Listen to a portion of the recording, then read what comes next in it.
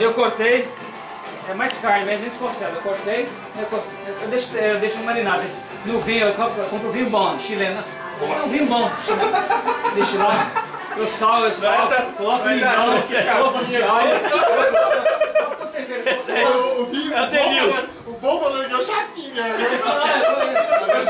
O bom é chileno. Não, peraí, vocês conhecem, né? Não, é verdade. Se for no mercado, tem. Aqui não tem não, aqui não dá, essa mãe aqui não. Ai, meu Deus do céu. Chileno, Me ajuda aí. é chileno aqui. Mas é bom, é o clima. Depois aqui no mercado aqui, eu ponho aqui agora. A casa. Aqui o povo acha que ele é ruim. Não, a casa é o contitor e a casa. Contitor. Tem, não sei como lá é. A uva é Cabernet Sauvignon, você pega. Sauvignon? Cabernet Sauvignon. Não. É do avião? É uva europeia.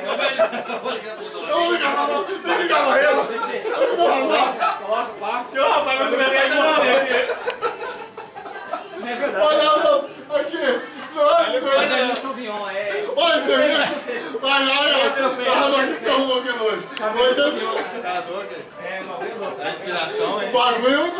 Coloca ali e tal. Então, da próxima você vem armado, então, porque essas coisas nós não tem aqui. Não, eu falei. Não, Compra aqui. aí eu tenho que vai ficar bom. Eu tenho que Olha o jeito aí. Olha você levar aqui pra lá, já cai de lá pra cá. Nossa, como é que você vai fazer isso? Não, você tá me zoando, tá? Sal, Ô, me ajuda aí, cara. Ô, me ajuda. Não. Como é que você vai Mas fazer só não tem isso? o vinho chileno, o resto não tem. Eu não tenho nenhum ingrediente. É o tempero, É fácil falar. eu saio Falar que faz, eu saio a cebolinha, tá? Ah, não, eu vinho.